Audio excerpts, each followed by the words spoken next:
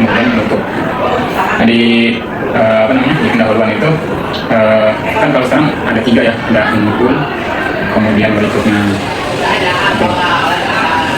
kamu udah belajar belum yang menimpul? Joyful, terakhir itu joyful, ada joyful juga. Mindful kan kesadaran, jadi bermakna. Terakhir itu dia menyenangkan.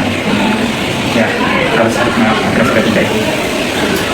Ya, dan itu. Kemudian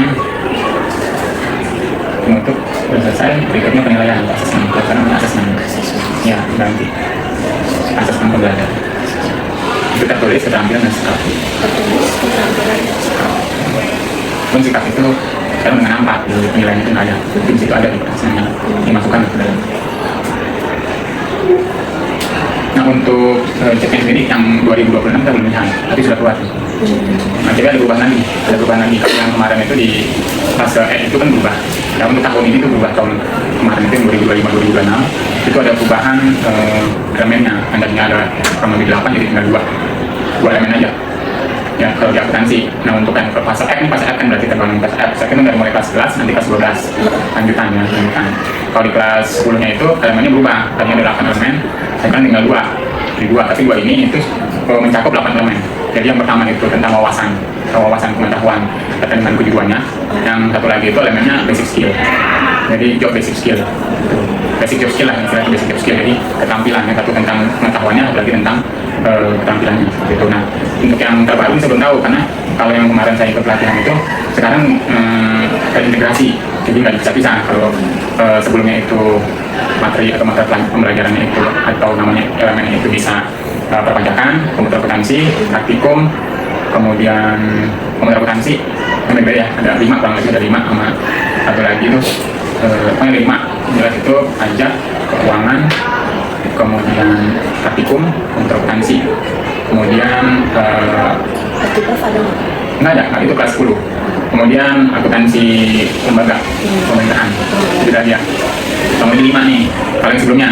Nah, tapi kalau yang ini acuannya kan masih yang dulu, tapi dalam pelaksanaannya itu nggak bisa ya.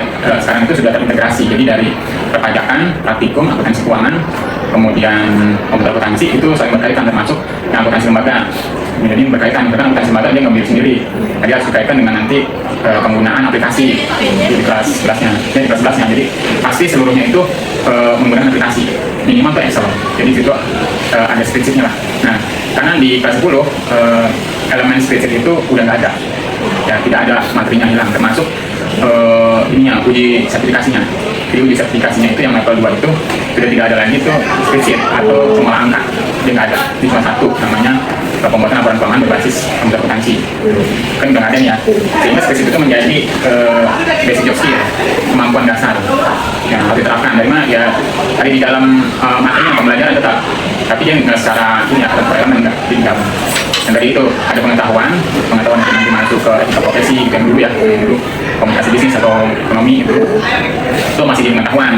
Nanti levelnya dia di semester 2 meningkat tuh, termasuk di dalamnya itu ada unsur coding sebenarnya. Dan di kelas 10 udah ada unsur coding, jadi bagaimana membuat prompt AI-nya itu salah satunya itu dalam menyelesaikan salah satu kasus transaksi sederhana. Kalau misalkan ini dari persamaan dasar, soal persamaan dasar itu kita bikin prompt-nya, nanti kita bisa mengolah persamaan dasar itu di laporannya, untuk laporan keuangan, raca, menjadi dan laporannya. Coba ke prompt, kita masukin datanya, ya, nanti dia keluar. Nah, untuk di kelas 11 dan 12 itu juga sama. Misalkan ini pajak ya, pajak. Ada soal itu terkait dengan PPN masuk ke keluaran. Nanti ada kasus pembelian dengan barang yang terkait dengan PPN keluaran. Nanti ada penjualan yang terkait dengan PPN keluaran. Kalau tadi PPN masukan ya, kalau beli kan PPN masukan. Dan kalau dia jual PPN keluaran. Dan nanti dari kasus itu kita uji menggunakan prompt AI-nya itu kan ada AI, yang coding dan AI gitu ya, artificial intelligence. Nah, minta tolong diselesaikan berapa rekap dari nilai PPN masukan, kemudian PPN keluaran, kemudian apakah ini lebih bayar atau kurang bayar. Nanti itu yang diproses. Nanti selisihnya mana yang besar, nanti yang memproses itu AI-nya. Jadi kita ajarin, yang itu manual lagi gitu. Walaupun itu manual kan kita ajarin juga ya. Nanti di combine seperti itu. Termasuk membuat tax planningnya bisa, jadi apa aja yang harus dipersiapkan agar nanti pembayaran pajaknya itu tidak terlalu besar, kemudian juga tidak melalui aturan. Karena memang kalau tax planning itu dimulai dari apa istilahnya itu pembuatan, karena kita menganut assessment, assessment. Jadi dia ngerjain sendiri, ngitung dulu kan, ngitungnya tuh bagaimana, kemudian penghitungan tepat, kemudian habis dihitung kan dia dibayar. Nah, setelah dibayar baru bisa dilaporkan. Nah, itu termasuk tax planning, jadi dia tidak telat dalam hal bayar dulu kemudian lapor. Itu termasuk PPH, misalnya kan PPH dari banyak. Nah, balik lagi ya, jadi kan masih terkait dengan abilitas asesmen. Kemudian itu ada yang tertulis keterampilan dan sikap.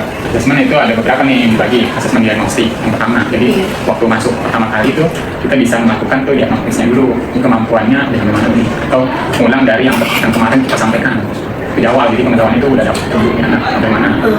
Baru kemudian kan masuk ke inti tuh dan dari. Nah, nanti masuk ke asesmen formatif. Jadi yang diajarkan itu dites, asesmen lagi ya, formatif, setiap ya kalau di sini CP-nya nanti terjemahin itu banyak seperti itu. Kemudian nanti baru terakhir itu ada sumatif, yang terakhir sumatif. Rangkaiannya udah selesai, nah, baru akhirnya ini apa tadi kan biasa seperti penelitian atau kemudian dari itu berikutnya itu pengayaan itu, tapi dari medial, jadi kalau belum tercapai KKTP-nya, KKTP kan sekarang berubah ya, dari sebelumnya KKM, misalnya KKTP. Nah, kalau belum memenuhi KKTP itu, nah berarti ada pengayaan atau juga remedial, ya, ngulang dulu. Kalau yang udah bagus ya pengayaan, tambahan. Nah, yang teman pengayaan itu tadi, misalnya yang kita ngitung dulu secara manual, itu kita menggunakan aplikasi, spreadsheet lah, dari yang sederhana sampai menggunakan fungsi dan rumus terapkan, memudahkan. Kemudian dari situ dia juga bisa diterapkan pengayaannya itu ke model penghitungan ada satu yang otomatis ya, sampai bisa mengeluarkan dipotongnya. Kalau sekarang namanya DP, dipotong satu, kalau dulu 17 A1 A2 gitu. Kalau sekarang enggak, berubah sejak Kortek 2025 ya, sesuai dengan peraturan perpajakan nomor 11 2025. Jadi semua tempatnya berubah. Oh, jadi udah nggak pakai lembaran yang 170 SS ya? Udah nggak ada, SS udah nggak ada. Itu cuma satu doang. Kalau yang pakai Kortek itu satu, udah nggak ada S, ada 17.000 itu, 17.001 S, kemudian SS udah nggak ada. Nomor 70 aja itu nggak ada, udah nggak ada. Ya, ada kan itu cuma satu doang. Terakhir itu refleksi, sudah selesai kan? Aktivitas, ya itu untuk fungsinya. Berikutnya yang di luar itu ada namanya lampiran. Ya, lampiran isinya ya KPD. Kemudian materi namanya bahan ajar. Ini dari lampiran sih. Nah, istilahnya kan sekarang namanya modul. Kalau dulu RTP, kan namanya istilahnya itu modul. Coba namanya RTM, sebenarnya RTM itu ya modul itu. Modul udah sering keseluruhan itu. Itu jawaban yang pertama.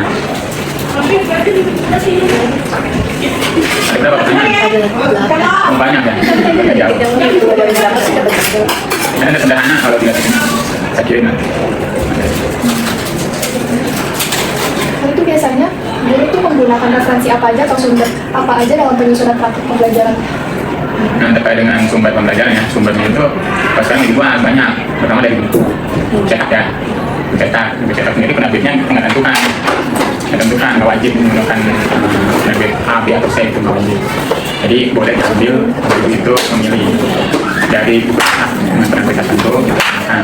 Kemudian dari itu, termasuk dari buku yang baru ada JP, kan baru ada tuh ya JP. Nah, kemudian dari beberapa e-book itu yang dikeluarkan oleh perusahaan yang konsentrasi di bidang perpajakan seperti Klik Pajak gitu.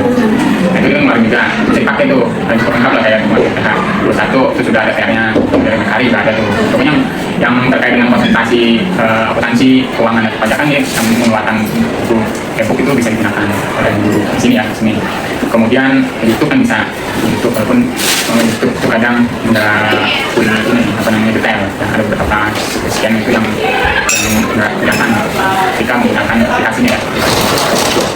Di luar itu sumbernya penyajiannya itu dari pelatihan, dari pelatihan itu sebetulnya orang tadi ini pelatihan, jadi berdasarkan pelatihan, kemudian berdasarkan dari pelatihan itu kan kita dapat selama ini ya baru kemarin ya inilah baru kemarin. Nah itu belajar tuh gurunya. Kalau saya udah paham ya, tapi itu yang belum pernah sama saya ngajar tuh bukti itu yang digunakan. Kalian waktu uji sertifikasi yang digunakan bukti itu satu doang sebagai landasan.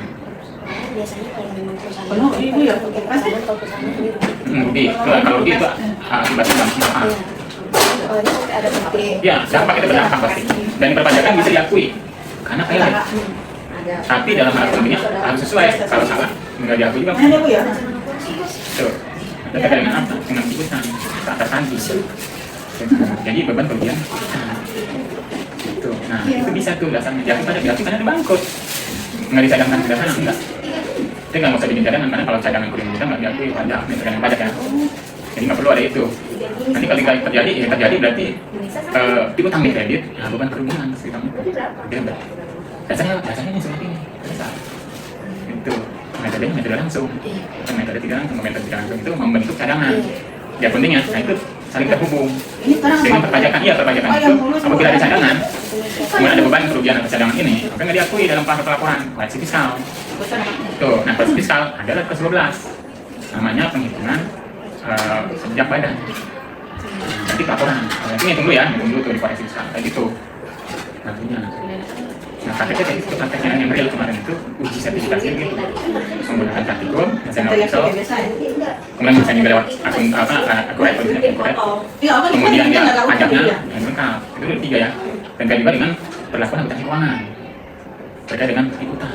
Udah satu. Tuh, karena cadangan itu ada di akuntansi keuangan Satu itu mangkok. lengkap tuh, tapi terintegrasi dari satu sampai nol.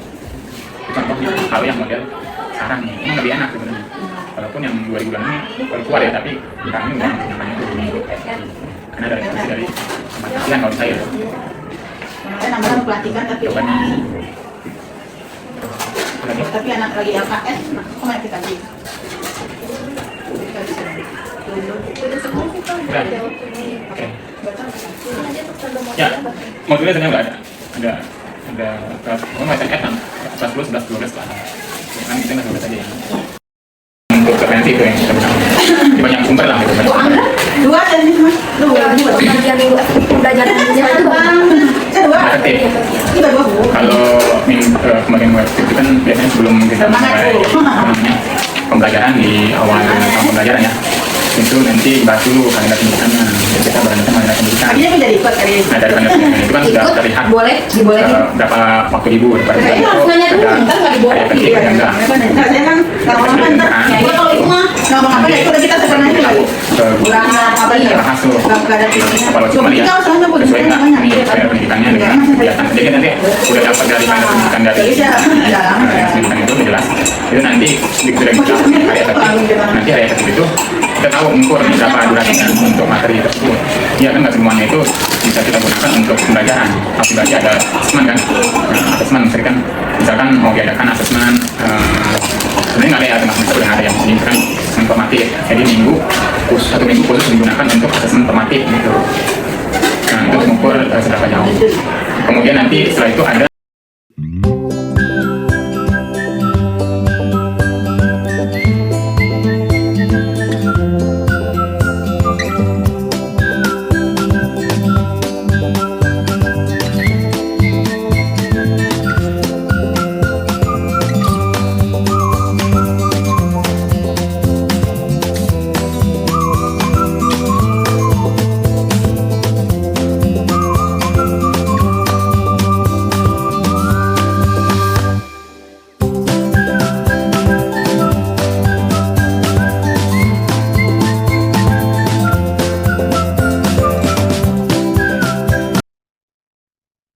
Assalamualaikum warahmatullahi wabarakatuh. Kami dari kelompok 3 izin untuk mempresentasikan hasil diskusi kami dalam membuat modul ajar untuk Sekolah SMK Negeri 22 Jakarta tahun pelajaran 2025-2026 dengan judul modul ajar yaitu konsentrasi keahlian akuntansi. Di dalam kelompok ini terdiri dari saya, Jona Feruza Harjo, lalu yang kedua ada Naila Zahra Ramadhani, ketiga ada Nur Fajria, dan terakhir ada Nadia Herlinawati. Boleh dilanjut? Lalu di sini ada pengantar, di mana di sini tertera penyusunnya dan kita dari mahasiswa program studi pendidikan akuntansi Universitas Negeri Jakarta. Boleh dilanjut? Di sini ada visi dan misi dari SMK Negeri 22 Jakarta, yaitu visinya terwujudnya sumber daya manusia yang terampil, mandiri, dan unggul dalam prestasi, serta luhur dalam budi pekerti. Misinya itu yang pertama, menyelenggarakan seluruh proses pembelajaran berbasis ICT dan CTL. Lalu yang kedua, menyelenggarakan pendidikan dan pelatihan bagi guru dan karyawan secara berkelanjutan. Ketiga, mengimplementasikan salam, senyum, sapa, sopan, dan santun dalam proses pembelajaran. Keempat, menegakkan disiplin sesuai peraturan yang berlaku dalam proses pembelajaran. Lalu kelima, mengembangkan pendidikan yang inovatif, berwawasan mutu, dan keunggulan, serta berorientasi masa depan. Lalu yang terakhir, menerapkan kurikulum berbasis kompetensi dan berkarakter bangsa. Selanjutnya, lanjut. Lalu di sini kita masuk ke bagian informasi umum. Yang pertama ada identitas modul, yaitu ada nama penyusun, yaitu ada nama saya sendiri, Jona Vera Saharjo, Naila Zahra, Nur Fajriyah, dan terakhir Nadia Herlinawati. Institusi atau sekolahnya itu SMK Negeri 22 Jakarta. Jenjang atau fasenya ini kita ada di SMK di fase F. Kelas atau semesternya itu di kelas 12 di semester ganjil. Judul modulnya itu konsentrasi keahlian akuntansi. Elemen atau mata pelajaran yang kita ambil itu adalah perpajakan kelas 12. Alokasi waktunya ini adalah 5 jam per satu tatap muka. Jumlah pertemuan itu ada 22 pertemuan tahun pelajaran 2025-2026. Kompetensi awal, yaitu di sini peserta didik memiliki kemampuan dasar dalam memahami konsep akuntansi dan pencatatan transaksi keuangan sederhana sebagai bekal dalam mempelajari materi akuntansi keuangan. Yaitu di sini ada dimensi profil lulusannya itu keimanan dan ketakwaan terhadap Tuhan Yang Maha Esa, kewarganegaraan, penalaran kritis, kreativitas, kolaborasi, kemandirian, lalu yang terakhir komunikasi. Lanjut. Lalu di sini ada desain pembelajaran. Kita masuk ke bagian capaian pembelajaran, yaitu yang pertama ada deskripsi. Di sini menerapkan perhitungan pajak terutang, penyetoran pajak kurang atau lebih bayar, serta penyusunan laporan pajak sesuai ketentuan perundangan tentang perpajakan. Lalu yang kedua, capaian pembelajaran. Pada akhir fase F, peserta didik mampu menerapkan penghitungan pajak terutang, penyetoran pajak kurang atau lebih bayar, serta penyusunan laporan pajak sesuai ketentuan Undang-Undang Perpajakan. Lalu yang ketiga, lintas disiplin ilmu. Elemen pembelajaran ini dapat diintegrasikan dengan disiplin ilmu informatika, khususnya dalam publikasi dan penugasan aplikasi Cortex atau FBA Excel, serta matematika terutama dalam perhitungan pajak terutang dan kredit pajak. Oke, selanjutnya akan dilanjutkan oleh rekan saya. Baik, selanjutnya yaitu tujuan pembelajaran dari modul ini, yaitu berdasarkan deskripsi dan juga capaian pembelajaran pada elemen ini, maka dirumuskan tujuan pembelajaran sebagai berikut. Yang pertama yaitu menerapkan informasi dan data awal perpajakan badan, kemudian yang kedua menyiapkan data-data koreksi fiskal, yang ketiga menyusun laporan keuangan fiskal, yang keempat menghitung kredit pajak, yaitu kredit pajak PPh 22, 23, dan 24, yang kelima menghitung PPh badan, yang keenam membuat kode billing, yang ketujuh, melakukan pembayaran pajak. Yang kedelapan, menyiapkan lembar kerja SPT Badan berbasis aplikasi spreadsheet. Dan yang sembilan, melaporkan SPT Badan berbasis aplikasi Cortex. Kemudian untuk praktik pedagogisnya, yang pertama yaitu kita melakukan pendekatan pembelajaran mendalam atau deep learning. Kemudian yang kedua, kita menggunakan model pembelajaran discovery learning, problem based learning atau PBL, dan juga project based learning atau PJBL. Kemudian yang ketiga, metode diskusi, project, tanya jawab, presentasi, simulasi, dan demonstrasi atau role play. Boleh di next. Kemudian selanjutnya yaitu kemitraan pembelajaran. Yang pertama kemitraan di dalam sekolah yaitu kelas setingkat dan juga guru mata pelajaran lintas disiplin ilmu. Kemudian yang kedua kemitraan di luar sekolah ada orang tua atau wali murid, studi, perusahaan atau instansi mitra praktik kerja lapangan atau PKL. Kemudian selanjutnya ada lingkungan pembelajaran dan juga pemanfaatan digital. Yang pertama mengenai sarana dan prasarana yang sumber belajarnya berasal dari digital dan juga non-digital berupa buku paket, e-book, portal pembelajaran, tautan edukasi di internet. Kemudian untuk media pembelajarannya menggunakan proyektor, papan tulis, laboratorium komputer, dan perangkat lunak presentasi. Yang kedua, pemanfaatan media digital seperti Google Classroom, situs web, DJPP, Cortex, kemudian aplikasi berbasis desktop seperti Excel pajak dan juga VBA Excel pajak, dan yang terakhir ada Quizzes. Selanjutnya dilanjutkan oleh rekan saya. Selanjutnya itu adalah pemahaman informasi. Jadi pada pemahaman informasi ini, modul ini menekankan bahwa pajak bukan hanya kewajiban administrasi yang harus dipenuhi oleh wajib pajak, tetapi juga merupakan salah satu sumber utama penerimaan negara yang mendukung pembangunan nasional. Jadi peserta didik perlu memahami bahwa setiap proses dalam akuntansi, mulai dari pencatatan transaksi hingga penyusunan laporan keuangan, memiliki hubungan yang erat dengan perhitungan pajak. Selain itu juga peserta didik diarahkan untuk memahami bahwa laporan keuangan komersial dan laporan keuangan fiskal memiliki perbedaan perlakuan sehingga diperlukan rekonsiliasi fiskal. Lalu selanjutnya itu ada pertanyaan pemansip. Jadi pada bagian ini guru menggunakan beberapa pertanyaan yang bertujuan untuk membangun rasa ingin tahu peserta didik sebelum mempelajari materi lebih lanjut. Pertanyaan yang diajukan itu berkaitan dengan data yang diperlukan dalam perhitungan PPh badan, alasan dilakukannya rekonsiliasi fiskal, serta cara menentukan apakah suatu transaksi termasuk koreksi fiskal positif atau negatif. Jadi melalui pertanyaan tersebut, peserta didik itu diajak untuk menghubungkan pengetahuan awal yang dimiliki dengan materi yang akan dipelajari, sehingga pembelajaran menjadi lebih bermakna dan kontekstual. Boleh di next?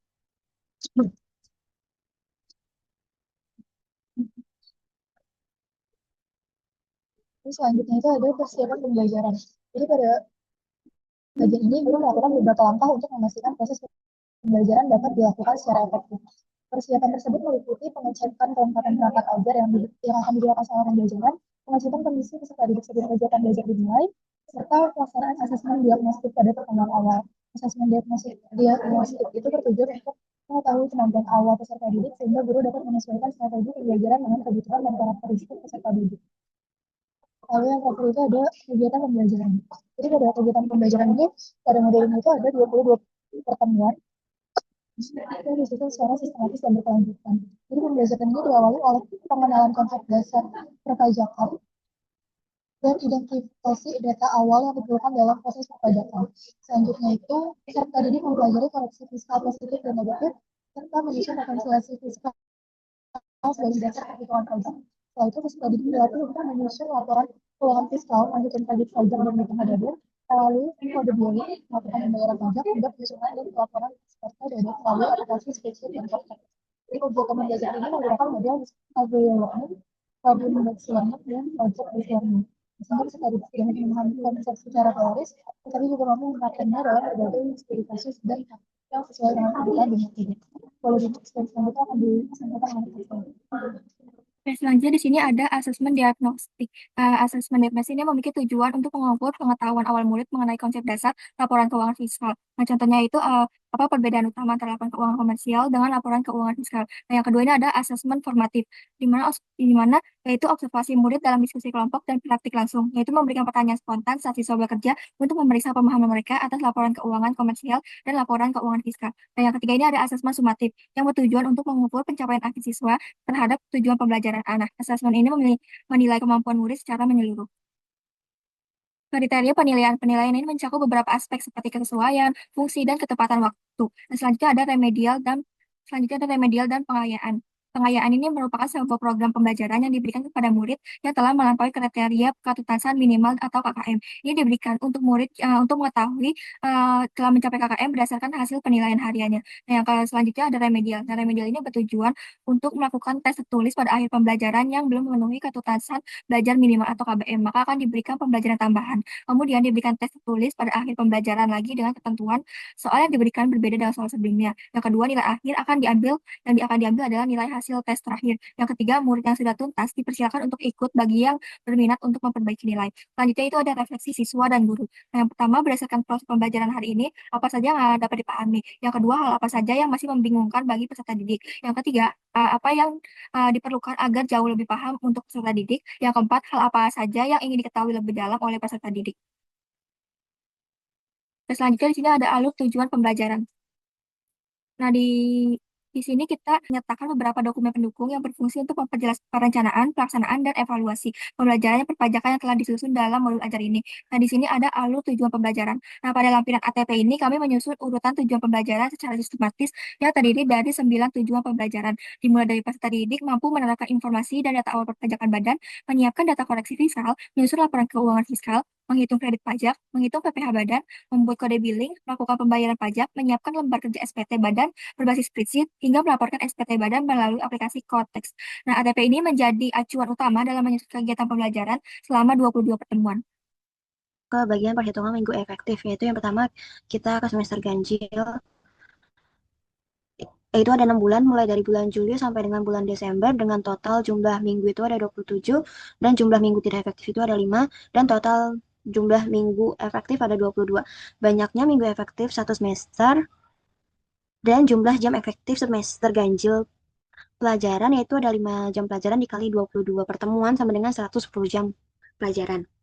Lalu ada semester ganjil yang kedua, itu di tahun 2026, yaitu dari Januari sampai bulan Juni, dengan jumlah minggu ada 25, jumlah minggu tidak efektif itu ada 13, jumlah minggu efektif ada 12. Dengan banyak minggu efektif satu semester, jumlah jam efektif semester ganjil pelajaran yaitu 5 jam pertemuan dikali 12 pertemuan sama dengan 60 jam. Jadi totalnya ada 170 jam untuk semester ganjil, untuk perhitungan minggu efektif di semester ganjil. Oke, selanjutnya di sini ada panduan asesmen. Nah, di sini pada bagian ini kami menyusun instrumen dan teknik penilaian digunakan selama proses pembelajaran. Nah, asesmen ini digunakan meliputi asesmen diagnostik yang pada awal pembelajaran untuk mengetahui kemampuan awal peserta didik. Yang kedua ini ada asesmen formatif yang digunakan untuk diberikan berupa lembar aktivitas peserta didik yang bertujuan untuk mengukur pencapaian materi secara praktikal sehingga terlihat pencapaian siswa pada proses pembelajaran. Nah, di sini ada aspeknya keaktifan dalam diskusi, keberanian mengemukakan pendapat, kemampuan memecahkan masalah, menghargai perbedaan pendapat. Dan selanjutnya di sini ada asesmen sumatif. Ini diberikan dalam bentuk asesmen tes dengan KKTP atau kriteria ketuntasan tujuan pembelajaran. Nah, melalui proyek ini yang dinilai berdasarkan sesuai dengan tercapaian kriteria yang diberikan. Nah, berdasarkan tabel perhitungan didapatkan KKTP untuk dasar akuntansi dan keuangan lembaga adalah 80 dengan rincian sebagai berikut. Nah, selanjutnya ada bahan bacaan dan lembar kerja siswa, laporan keuangan fiskal, konsep dasar, dan tujuan akuntansi pajak. Lampiran ini berisi materi pendukung yang digunakan peserta didik selama pembelajaran perpajakan. Nah, bahan bacanya ini mencakup konsep-konsep perpajakan, koleksi fiskal, kredit pajak, PPh badan, kode billing, pembayaran pajak, sehingga pelaporan SPT melalui Cortex. Nah, selain itu, terdapat lembar kerja siswa yang digunakan untuk menganalisis studi kasus, menghitung pajak, menyusun rekonsiliasi fiskal, serta menyelesaikan berbagai tugas praktik perpajakan. Nah, di sini selanjutnya ada lembar aktivitas peserta didik. Nah, pada lampiran ini terdapat berbagai aktivitas yang dirancang sesuai dengan model pembelajaran Discovery Learning, Problem Based Learning, dan Project Based Learning yang digunakan dalam modul. Nah, peserta didik melakukan aktivitas seperti deskripsi kelompok, analisis kasus perpajakan badan, penyusunan laporan keuangan fiskal, penghitungan PPh badan, pembuatan kode billing, simulasi pembayaran pajak, pengisian spreadsheet SPT badan, hingga simulasi pelaporan SPT melalui aplikasi Cortex. Nah, aktivitas tersebut bertujuan untuk meningkatkan kemampuan berpikir kritis, kolaborasi, pemecahan masalah, serta keterampilan yang sesuai dengan kebutuhan dunia kerja. Nah, dengan adanya lampiran-lampiran tersebut, modul ajar yang kami susun tidak hanya berisi perencanaan pembelajaran, tetapi juga dilengkapi dengan perangkat pendukung yang membantu pelaksanaan pembelajaran dan proses evaluasi secara lebih terstruktur dan komprehensif. Oke, demikian pemaparan modul ajar perpajakan kelas 12 yang telah kami susun berdasarkan kurikulum Merdeka. Nah, modul ini dirancang untuk membantu peserta didik untuk memahami proses perpajakan badan secara menyeluruh, mulai dari data awal perpajakan, koreksi fiskal, menghitung pajak, pembayaran pajak, hingga pelaporan SPT badan melalui spreadsheet dan aplikasi Cortex. Nah, modul ini dilengkapi dengan kegiatan pembelajaran, asesmen, refleksi, serta berbagai lampiran pendukung agar proses pembelajaran dapat berjalan secara terarah dan efektif. Nah, sekian presentasi dari kelompok kami. Kurang lebihnya mohon maaf. Wassalamualaikum warahmatullahi wabarakatuh.